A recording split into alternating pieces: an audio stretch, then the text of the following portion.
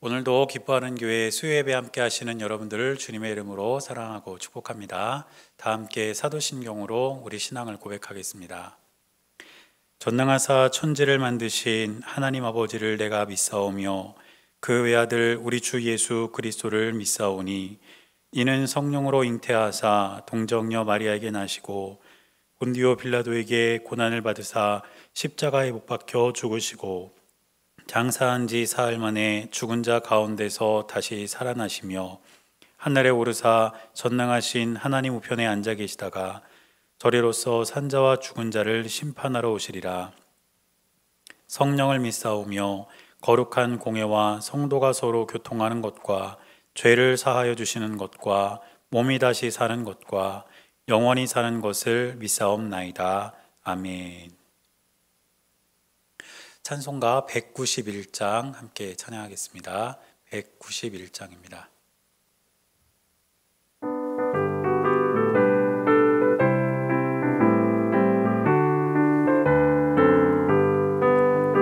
내가 매일 기쁘게 순례의 길 행함은 주의 팔이 나를 안보함이요 내가 주의 큰 복을 받는 참된 비결은 주의 영이 함께함이라.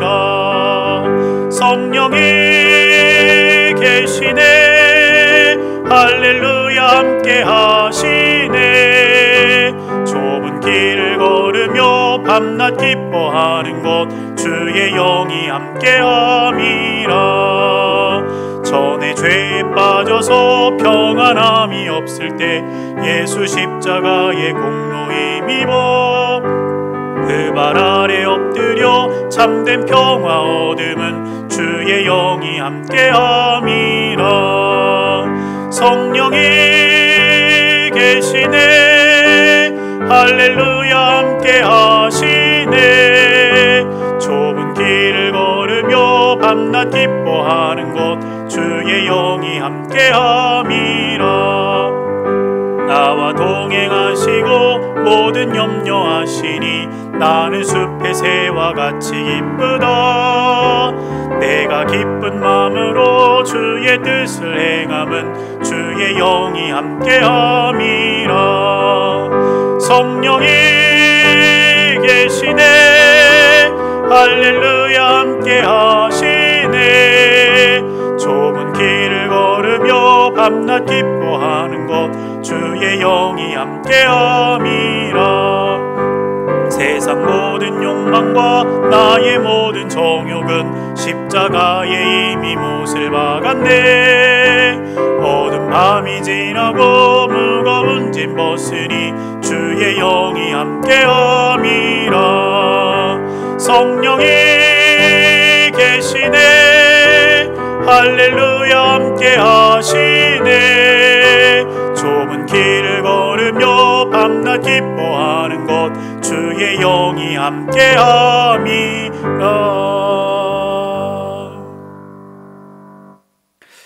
우리 시간에 함께 합심해서 먼저 기도하겠습니다. 먼저는 우리 나라를 위해서 기도하겠습니다. 지금 코로나19로 인해서 온 나라가 혼란에 휩싸여 있고 또 많은 사람들의 일상이 아직 회복되지 못한 가운데 있는데 하나님께서 이 어려운 시기를 긍휼히 여겨주셔서 잘 이겨낼 수 있게 달라고, 그리고 하나님께서 은혜를 베풀어 달라고 우리 나라를 위해서 먼저 기도하겠습니다.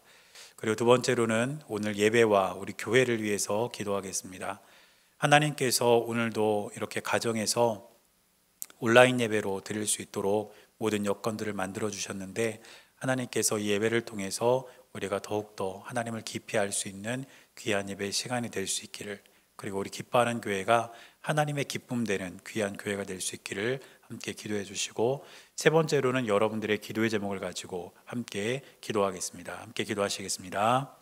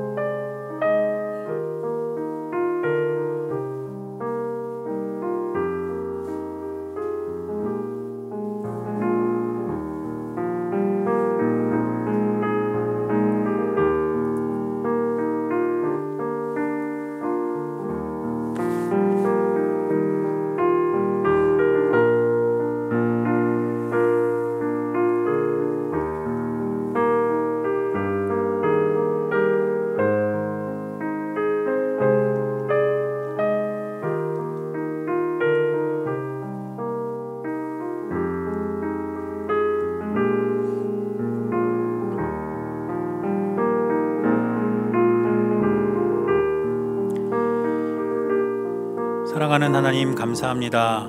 오늘도 하루를 하나님의 은혜 가운데 살게 하시고 또 이 시간 주님 앞에 예배드릴 수 있도록 우리 삶을 인도해 주시니 감사를 드립니다. 하나님, 우리나라가 코로나로 인해서 여러 가지 어려운 상황 가운데 있는데 우리 주님께서 은혜와 긍휼을 베풀어 주셔서 이 모든 일들이 다 지나가게 하시고 우리 성도님들의 삶이 다시 한번 일상으로 돌아올 수 있도록 인도하셔서 우리 기뻐하는 교회에서도 함께 모여 예배드리는 그날이 속히 돌아올 수 있도록 하나님 인도하여 주시옵소서. 오늘도 이 시간 하나님 앞에 나와 예배를 드립니다. 주님께서 예배를 기쁘게 받아주시고 예배를 통해 우리가 하나님을 찬양하고 하나님께 기도하고 하나님 말씀을 들을 때에 우리에게 주시고자 하신 은혜를 마음껏 부어주시며 우리가 말씀을 통해 힘을 얻고 이 세상을 살아갈 수 있도록 인도하여 주옵소서. 우리 교회가 하나님을 기쁘시게 하는 귀하고 복된 교회로 든든히 서가게 하시고 이 시간 예배드리는 성도님들의 삶 가운데 많은 기도의 제목들과 마음의 소원들이 있사오니 주님께서 헤아려 주셔서 가장 적당한 날에 가장 좋은 곳으로 응답하시는 하나님의 놀라운 은혜와 사랑이 우리 성도님들의 삶 가운데 늘 가득하게 하여 주옵소서. 우리 주님께서 늘 함께 해주실 것을 믿으며 살아계신 예수님 이름으로 간절히 기도드렸습니다. 아멘.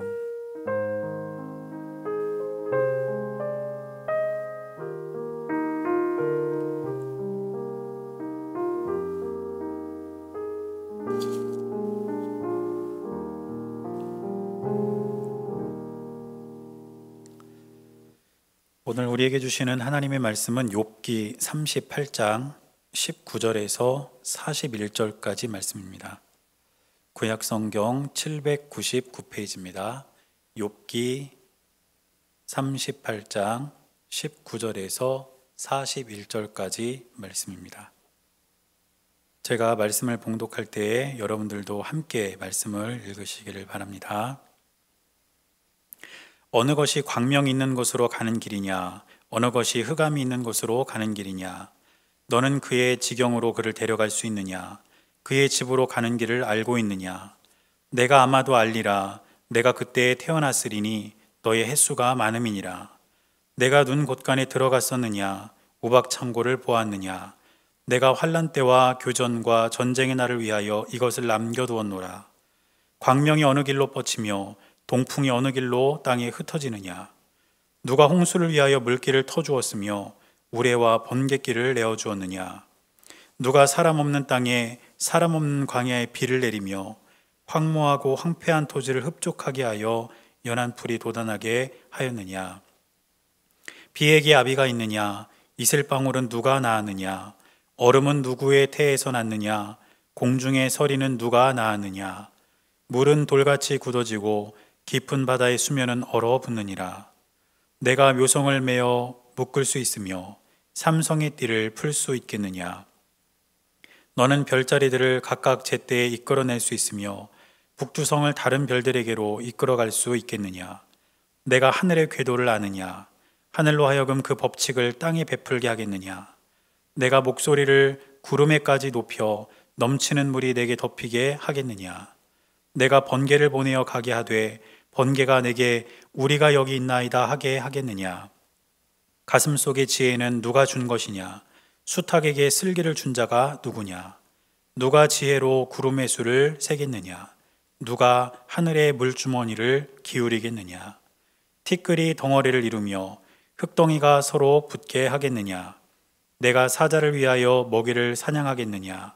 젊은 사자의 식욕을 채우겠느냐? 그것들이 굴에 엎드리며 숲에 앉아 숨어 기다리느니라. 까마귀 새끼가 하나님을 향하여 부르짖으며 먹을 것이 없어서 허우적거릴 때에 그것을 위하여 먹이를 마련한 이가 누구냐? 아멘.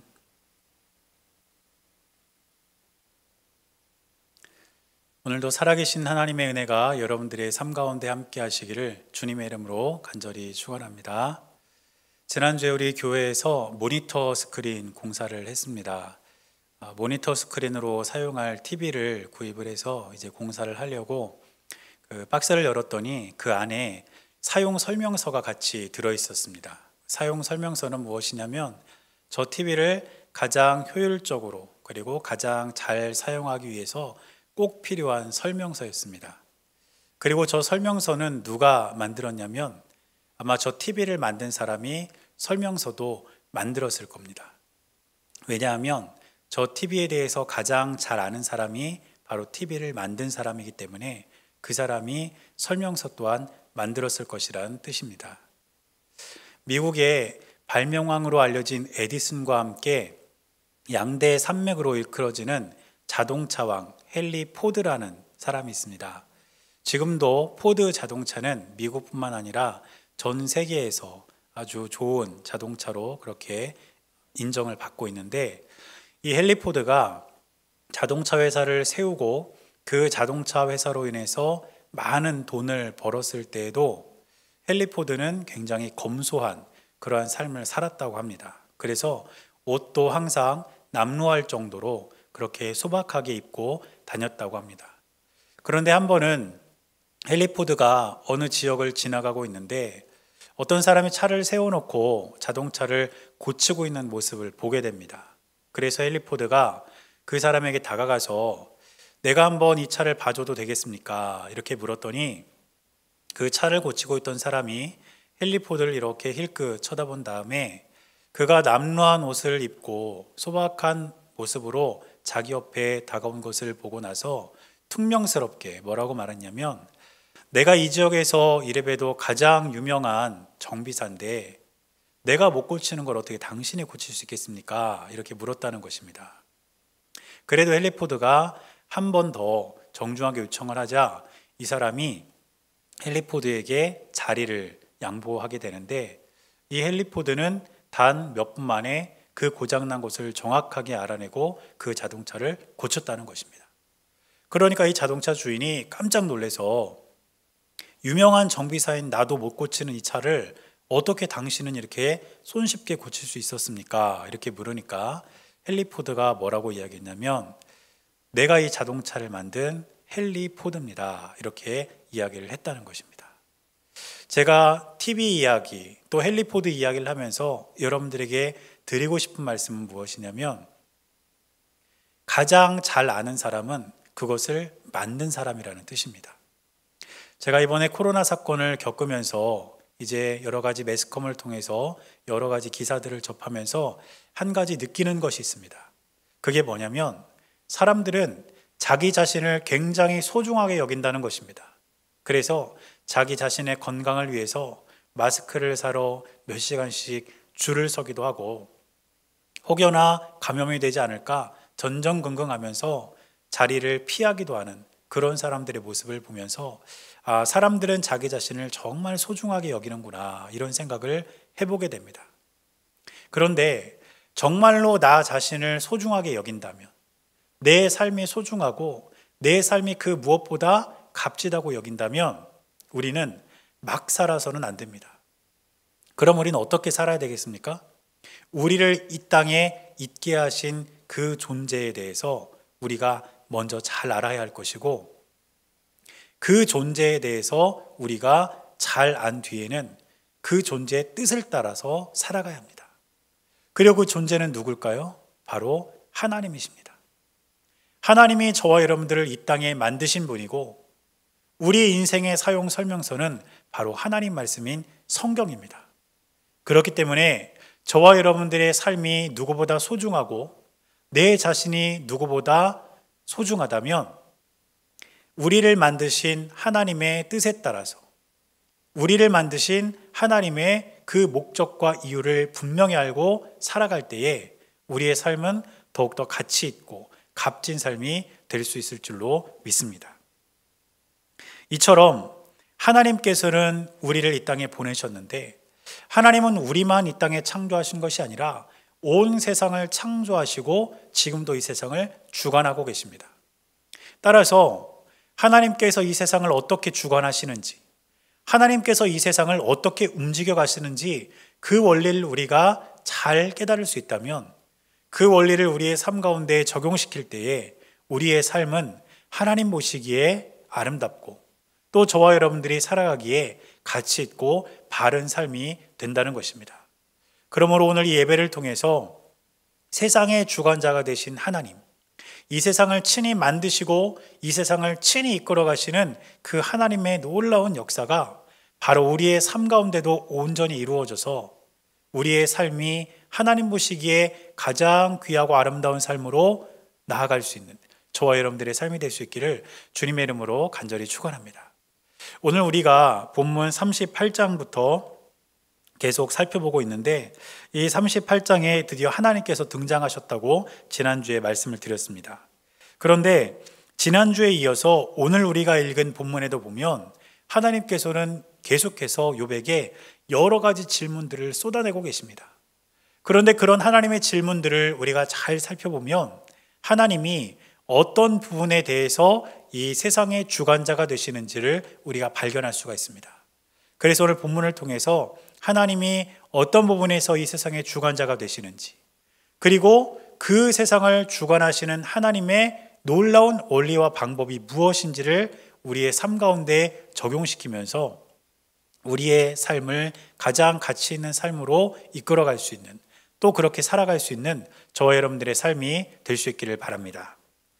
첫째로 하나님께서는 우주를 주관하시는 하나님이십니다. 오늘 본문의 19절 말씀 보니까 이렇게 기록하고 있습니다. 어느 것이 광명이 있는 곳으로 가는 길이냐, 어느 것이 흑암이 있는 곳으로 가는 길이냐. 그런데 이 본문을 세번역으로 읽어보면 조금 더 의미가 분명해집니다.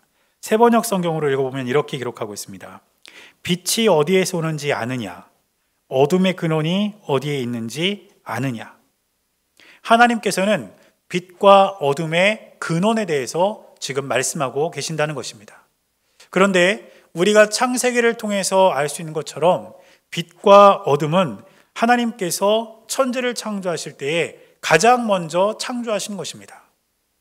하나님께서는 빛과 어둠을 나누시면서 우주의 기초를 놓으셨습니다. 따라서 이 본문을 통해 우리가 발견할 수 있는 하나님은 어떤 하나님이시냐면 온 우주를 창조하시고 이 우주를 친히 주관하시는 하나님, 바로 그 하나님이 오늘 이 본문을 통해 우리가 발견할 수 있는 하나님이라는 것입니다. 그렇기 때문에 온 우주를 창조하시고 주관하시는 하나님 앞에서 어떤 존재도 하나님을 감히 안다고 말할 수 있는 존재는 없습니다. 그런데 욥의 실수가 무엇이었습니까? 욥은 자신이 하나님을 안다고 생각한 뒤에 하나님께 대해서 불평하고 원망하고 하나님에 대해서 한없이 서운한 마음을 쏟아놓았던 것입니다. 그런 욥에게 하나님께서는 뭐라고 말씀하십니까? 오늘 본문 21절 보니까 하나님께서 이렇게 말씀하셨습니다. 내가 아마도 알리라. 내가 그때 태어났으리니 너의 횟수가 많음이니라. 이 부분을 다시 또 세번역으로 보면 조금 더 의미가 확실한데 세번역 성경에는 이렇게 기록합니다. 알고 말고 너는 알 것이다. 내가 이 세상을 만들 때부터 지금까지 내가 살아왔고 내가 세상 만드는 것을 내가 보았다면 내가 오죽이나 잘 알겠느냐. 이렇게 하나님께서 말씀하셨습니다. 그런데 이 말씀이 정말 욥이 잘 알기 때문에 말씀하신 것일까요? 그렇지 않습니다. 이 말씀은 하나님께서 욥이 하나님을 알기 때문에 하신 말씀이 아니라 욥이 하나님을 절대로 알 수 없다는 사실을 우회적으로 비판하시면서 말씀하신 것입니다. 그런데 지금 이 시대를 살아가는 세상 사람들도 욥과 비슷한 생각과 태도를 가지고 살아가고 있지 않습니까? 어떤 사람들은 성경을 낱낱이 뜯어가면서 마치 자신이 하나님인 것처럼 성경을 해석합니다. 성경을 해석하는 가장 중요한 원리는 성경이 성경을 해석하게 하라, 이런 원리가 있습니다. 성경을 해석할 때는 성경만이 그 성경에 담겨진 의미를 밝혀낼 수 있는 것이지 어줍지 않은 인간의 지식이나 자기 자신의 생각으로 하나님 말씀을 난도질해서는 안 된다는 것입니다. 그런데 많은 사람들이 마치 자신이 하나님인 것처럼 성경 속에 있는 여러 가지 하나님 말씀들을 자신 마음대로 해석하고 그것을 자기 뜻에 맞게 전하고 있지 않습니까? 결국 이런 과정 속에서 이단도 나오는 것입니다. 그리고 또 어떤 사람들은 하나님을 없다고 규정하고 저마다 자신이 잘났다고 세상을 살아가고 있습니다. 어느 누구도 하나님이 없다고 단정할 수 없음에도 불구하고 인간의 짧은 지식으로 하나님은 없다라고 단정하면서 하나님을 철저하게 무시하고 이 세상을 자기 잘난 맛에 살아가고 있는 사람이 너무나도 많다는 것입니다. 그런데 그렇게 똑똑하다고 자부하는 인간도 결국 지구 밖으로는 달까지밖에 못 가봤습니다. 하나님이 온 우주를 창조하시고 주관하시는 분임에 비교할 때 자기 잘났다고 살아가는 인간이 얼마나 작은 존재입니까? 하나님께서 창조하신 우주가 얼마나 원대한지 2003년 7월 23일 경향신문을 보면 망원경으로 관측 가능한 별의 숫자는 이런 기사가 하나 있습니다. 호주의 천문학자들이 연구한 그 연구 결과를 영국 BBC 방송국에서 보도한 내용을 경향신문이 이제 기사로 정리한 내용인데, 이 내용을 보면 가장 어두운 곳에서 인간이 하늘을 바라보면서 파악할 수 있는 별의 개수가 약 5,000개라고 합니다. 가장 어두운 곳에 있어야 별이 잘 보이니까 지구상 가장 어두운 곳에서 하늘을 바라봤을 때 인간이 육안으로 셀 수 있는 별의 개수가 무려 5,000개나 된다는 것입니다. 그런데 더 놀라운 사실은 무엇이냐면 천체 망원경으로 만약에 별을 관측을 한다면 몇 개 정도의 별을 관측할 수 있냐면 기사에 보니까 76틸리언 이런 단위를 쓰는데 이 76틸리언은 7 숫자 뒤에 0이 22개가 붙는 정도의 숫자입니다. 우리가 전혀 예상할 수 없고 가늠할 수 없는 그런 엄청난 숫자죠. 그래서 이 기사를 보니까 이 부분에 대해서 어떻게 비유를 들었냐면 지구 전체 모래알의 10배다. 천체 망원경으로 하늘을 바라보면서 관측할 수 있는 별의 개수가 지구 전체 모래알의 10배라는 것입니다. 우리가 모래 한 줌을 쥐고도 그 모래알이 몇 개인지 세기 어려울 텐데 어마어마하게 많은 별이 이 온 우주에 흩어져 있다는 것입니다. 더 신기한 것은 태양계만 보더라도 수십 수백 개의 행성이 존재하고 있음에도 이것이 서로 부딪히지 않고 지금 돌아가고 있다는 것입니다. 하나님은 우주를 창조하셨을 뿐 아니라 온 우주의 주관자가 되시는 분이십니다. 그렇기 때문에 하나님의 시선은 한 곳에만 머물고 있는 것이 아니라 온 우주에 머물고 계시기 때문에 어떤 행성이든 서로 부딪히지 않고 움직이면서도 이 우주가 계속해서 존재할 수 있다는 것입니다. 그런데 바로 이러한 것은 우리 인생에도 마찬가지가 아니겠습니까? 우리는 우리 인생의 단편적인 면만 보고 때로는 희비가 바뀌기도 합니다. 그러나 우주의 주관자 되신 하나님께서는 우리 삶의 작은 단편만을 보시는 것이 아니라 우리 삶의 전체를 보신다는 사실을 기억하시기를 바랍니다. 우주의 주관자가 되신 하나님께서 우주의 어느 한 행성만, 이 지구만 아니면 태양만 하나님께서 보시는 게 아니라 온 우주를 보시며 그 질서를 조화롭게 이루어 가시는 것처럼 우리의 인생 가운데서도 하나님은 우리의 단편만을 보시는 것이 아니라 우리의 인생 전체를 보시면서 우리의 삶을 이끌어 가신다는 것입니다. 그렇기 때문에 저와 여러분들의 삶 속에 오늘 슬프고 고통스러운 일이 있다고 해서 절망하지 말게 되시기를 바랍니다. 또 반대로 오늘 기쁜 일이 있다 해서 하나님을 잊고 경거망동하는 일도 없게 되시기를 바랍니다. 우리의 일상, 하루하루의 삶 속에서 희비가 엇갈리는 삶을 살 것이 아니라 우리 주님께서 우리 전체 인생을 지금도 지켜보고 계시고 주관하고 계신다는 사실을 기억하면서 우리의 삶을 하나님께 맡기고 믿음으로 살아갈 수 있는 저와 여러분들의 삶이 될 수 있기를 주님의 이름으로 간절히 축원합니다. 또한 하나님은 어떤 하나님이시냐면 기후를 주관하시는 하나님이십니다. 오늘 본문의 22절부터 38절까지 말씀을 보면 기후를 주관하시는 하나님에 대해서 하나님께서 말씀하고 계시는데 몇 구절을 살펴보면 하나님께서 어떤 부분을 주관하시는지를 우리가 발견할 수 있습니다. 22절 보니까 내가 눈 곳간에 들어갔었느냐 우박 창고를 보았느냐 이렇게 기록합니다. 눈과 우박을 언급하고 있습니다. 또 25절 보면 누가 홍수를 위하여 물길을 터주었으며 우레와 번갯길을 내어주었느냐. 여기 보니까 홍수 또 우레와 번개 이런 자연현상을 언급하고 있고, 또 내려가서 28절을 보면 비에게 아비가 있느냐, 이슬방울은 누가 낳았느냐, 이렇게 말씀하시면서 비와 이슬을 또한 하나님께서 언급하고 계시고, 바로 밑에 29절 보니까 얼음은 누구의 태에서 났느냐, 공중의 서리는 누가 낳았느냐. 얼음과 서리에 대해서도 하나님께서 언급하고 계십니다. 이처럼 하나님께서는 기후를 주관하셔서 지구를 조화롭게 만드시는 하나님이시라는 것입니다. 또한 하나님은 천체를 움직이셔서 계절을 만들어 주시고 그 계절을 통해 이 지구를 조화롭게 하십니다. 33절 말씀 보니까 내가 하늘의 궤도를 아느냐, 하늘로 하여금 그 법칙을 땅에 베풀게 하겠느냐, 이렇게 기록하고 있습니다. 이처럼 기후를 주관하시고 천체를 움직이시면서 이 세상을 주관하시는 하나님, 그 하나님에게는 두 가지 법칙이 있습니다. 그 두 가지 법칙이 무엇이냐면, 첫째는 적당한 때, 그리고 둘째는 적당한 방법. 이것이 바로 기후를 주관하셔서 이 세상의 질서를 만드시는 하나님의 법칙입니다. 하나님께서는 적당한 때에 적당한 방법으로 이 세상에 눈과 비, 때로는 우박과 이슬과 서리를 내리시고, 또 바람과 폭풍우를 통해서도 이 세상의 질서를 만들어가고 계신다는 것입니다. 그런데 인간의 입장에서 보면 이러한 것들이 때로는 가혹하게 느껴질 때가 있습니다.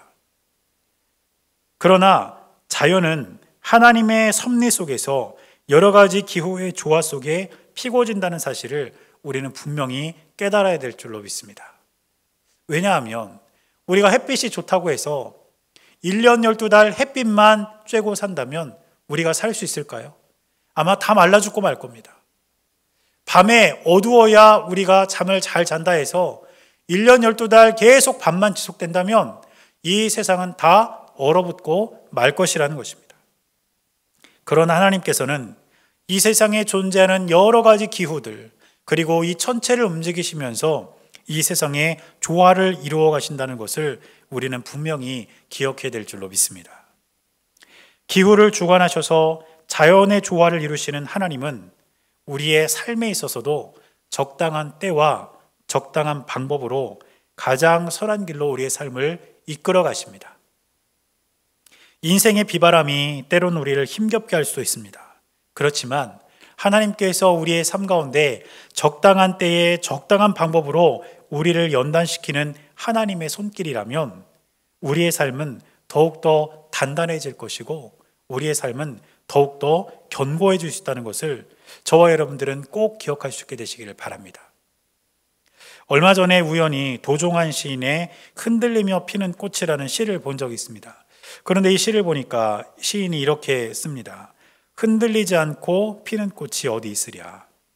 그러면서 그 밑에 뭐라고 또 쓰냐면 흔들리면서 줄기를 곧게 세웠나니. 흔들리지 않고 피는 꽃은 없다는 것입니다. 때로는 흔들리지만 그 흔들림 속에서 줄기를 곧게 세웠다는 것이죠. 또 밑에 내려가서 시인은 이렇게 말합니다.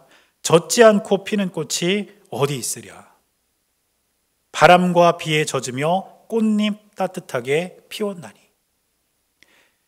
꽃은 바람과 비에 젖으면서 꽃을 피운다는 것입니다. 시인은 이 시를 통해서 우리 인생에 대해서 말하고 있는 것 아닙니까? 꽃이 한 송이 꽃을 피우기 위해서 바람에 흔들리며 줄기를 곧게 세우고 비바람에 젖으며 꽃을 피우는 것처럼 우리의 삶도 우리의 인생도 때로는 비바람과 어려움 속에서 줄기가 굳게 세워지고 우리의 인생의 꽃이 피는 것이 아니겠습니까? 고난을 경험해보지 못한 인생은 가벼울 수 있습니다. 그러나 고통과 고난 속에서 그것을 이겨낸 사람들은 그 삶의 깊이가 깊습니다. 사랑하는 여러분, 기후를 주관하셔서 자연의 질서와 조화를 이루시는 하나님께서 우리의 삶을 가장 조화롭게, 가장 깊게 이끌어 가신다는 사실을 기억해야 합니다. 흔들림 속에서도 인생의 줄기를 곧게 세우고 비바람에 젖을지언정 그것을 양분 삼아 아름답게 피어나는 저와 여러분들의 삶이 될 때에 우리의 삶은 그 어떤 삶보다 아름답고 가치 있는 삶이 될 수 있을 줄로 믿습니다. 그러므로 우리의 삶 가운데 때때로 다가오는 비바람이 결코 우리의 삶을 꺾는 것이 아니라 우리 삶을 가장 값지고 아름답게 만들어가는 하나님의 적당한 방법, 하나님의 적당한 손길이라는 사실을 기억하면서 이 상황을 이겨내고 믿음으로 승리할 수 있는 저와 여러분들의 삶이 될 수 있기를 주님의 이름으로 간절히 축원합니다.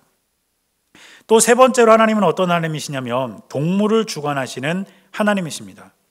오늘 본문의 39절에서 41절 말씀 보니까 하나님께서는 이 세상에 있는 동물들도 주관하신다는 사실을 말씀하고 계십니다. 39절 말씀해 보니까 이렇게 기록합니다. 내가 사자를 위하여 먹이를 사냥하겠느냐? 젊은 사자의 식욕을 채우겠느냐? 이렇게 기록하고 있고 또 내려가서 41절 말씀 보니까 이렇게 기록합니다. 까마귀 새끼가 하나님을 향하여 부르짖으며 먹을 것이 없어서 허우적거릴 때에 그것을 위하여 먹이를 마련하는 이가 누구냐? 사자를 위하여서도 까마귀를 위하여서도 하나님께서 다 먹을 것을 준비해 주시고 동물들도 하나님이 주관하신다는 것입니다. 이처럼 하나님께서는 동물의 세계를 주관하시는데 이 동물들의 먹이 사슬을 보면 그 먹이 사슬의 개체가 정확하게 유지가 되면서 동물들의 수가 계속해서 유지되는 것을 볼 수가 있습니다. 그런데 만약에 사람들이 욕심을 부려서 어떤 특정 동물을 함부로 잡아들인다든지 죽인다면 이 먹이 사슬이 파괴되면서 자연의 질서가 깨지게 되는 것이죠. 또한 동물이 살고 있는 장소 또한 질서가 있습니다. 인간에게 유익한 동물들은 인간과 더불어 살지만 인간을 해롭게 하는 동물, 예를 들어서 곰이나 사자와 같은 동물들은 인간과 가까이 사는 것이 아니라 인간과 멀리 떨어져 살고 있지 않습니까? 이처럼 하나님께서는 동물이 살고 있는 장소 또한 주관하셔서 이 동물들의 삶을 하나님께서 친히 주관하신다는 사실입니다. 하나님께서 이처럼 동물의 삶도 정확하게 주관하고 계시고 유지하고 계신다면 우리의 삶은 하나님께서 어떻게 하시겠습니까? 동물은 인간을 위해 창조된 생명들입니다. 따라서 동물을 주관하시는 하나님이시라면 우리의 삶 역시 우리 주님께서 가장 좋은 것으로 채워주시고 우리의 삶을 하나님께서 항상 주관하실 줄로 믿습니다. 마태복음 6장 26절 말씀 보니까 이렇게 기록합니다. 공중의 새를 보라. 심지도 않고 거두지도 않고 창고에 모아들이지도 아니하되 너희 하늘아버지께서 기르시라니 너희는 이것들보다 귀하지 아니하냐. 하나님께서는 이 세상에 지은 동물들도 다 책임지십니다. 그런데 하물며 너희들일까 보냐. 사랑하는 여러분, 우리 역시 하나님께서 책임지고 계시고 우리의 삶을 주관하고 계신다는 사실을 기억하시기를 바랍니다. 따라서 우리는 걱정하지 말고 염려하지 말고 하나님의 뜻이 내 삶을 통해 이루어지기를 항상 기도하면서 믿음으로 하루하루를 살아낼 수 있는 저와 여러분들의 삶이 될 수 있기를 주님의 이름으로 간절히 축원합니다. 하나님께 항상 자신의 삶을 맡기는 두 사람이 있었습니다. 그런데 한 사람은 항상 얼굴을 찡그리면서 살고 한 사람은 항상 기쁘게 살아가고 있었습니다. 왜 그럴까요? 얼굴을 찡그리는 사람은 하다 안 되면 마지막에 가서 하나님께 맡기는 사람이었습니다. 그런데 항상 기쁜 사람은 처음부터 하나님께 맡기는 사람이었습니다. 사랑하는 여러분, 하나님께서 보내신 인생입니다. 저와 여러분들은 주님께서 이 땅에 보내셨습니다. 그렇기 때문에 하나님께서 우리의 삶을 결코 놓지 않으실 것입니다. 그러므로 세상을 주관하시는 하나님이 내 인생의 주관자이심을 믿고 그 하나님을 믿음으로 바라보며 오늘도 승리할 수 있는 저와 여러분들의 삶이 될 수 있기를 주님의 이름으로 간절히 축원합니다. 기도하겠습니다. 사랑하는 하나님 감사합니다. 세상의 주관자 되신 하나님께서 우리의 삶 또한 주관하신다는 사실을 우리가 한순간도 잊지 않게 하시고 우리의 삶을 주관하시는 하나님께 내 모든 삶을 내어 맡기며 주님과 믿음으로 동행하는 삶을 살아갈 수 있도록 우리 삶을 인도하여 주시옵소서. 항상 주님만을 믿고 따르며 아버지 하나님의 은혜와 사랑 가운데 거하는 주님의 귀한 자녀를 될 수 있도록 우리 삶을 인도하실 것을 믿으며 살아계신 예수님 이름으로 간절히 기도드렸습니다. 아멘. 다 함께 찬송가 428장 찬양하겠습니다.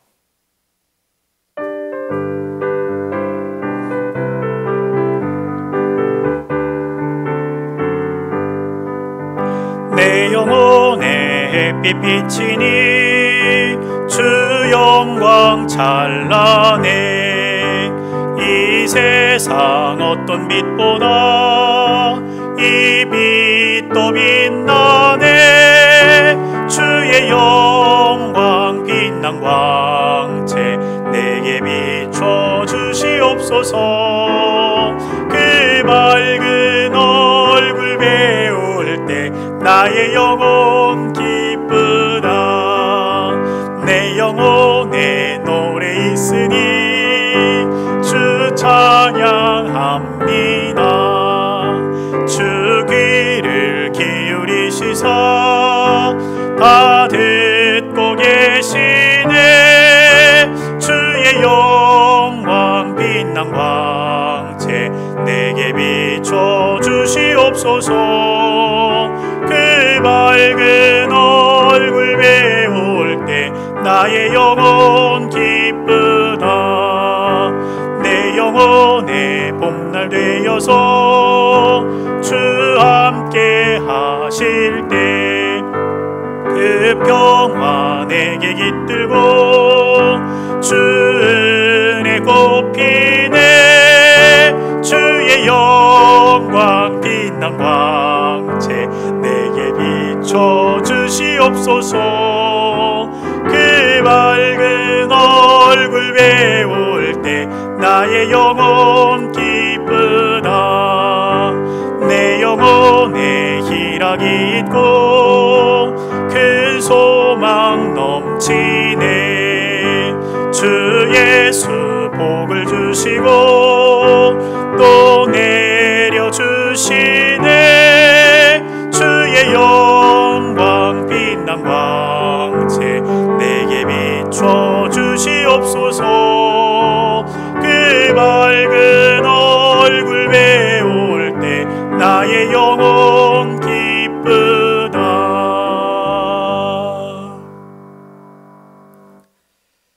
교회 소식 전해드리겠습니다. 오늘도 각 가정에서 우리 기뻐하는 교회 수요예배 함께 하신 여러분들께 감사를 드립니다.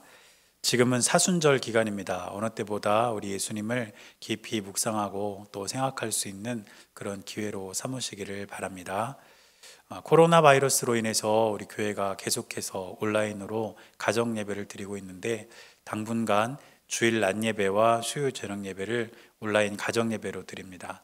여러분들 문자 메시지와 또 밴드를 통해서 안내되는 것을 잘 받으시고 예배 시간에 함께 해주시기를 부탁을 드리겠습니다. 제가 축도하고 오늘 예배를 마치겠습니다.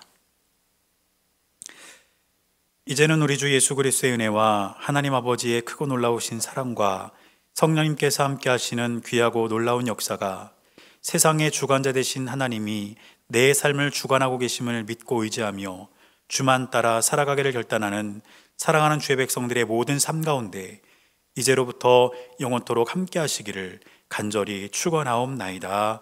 아멘.